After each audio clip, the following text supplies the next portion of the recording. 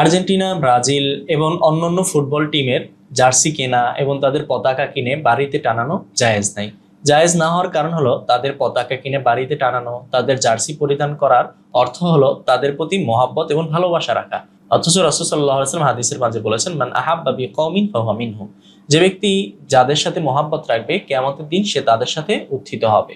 কিয়ামতের দিন সে তাদের সাথে কিয়ামতের দিন উপস্থিত হবে এবং তাদের সাথেই তার পরিণতি হবে। তাদের জার্সি পরিধান করা এবং তাদের পতাকা বাড়িতে টানানোর দ্বারা তাদেরকে সাপোর্ট করা এবং তাদের এই সমস্ত অবৈধ এবং নাজায়েজ কাজকে সমর্থন করা হয়।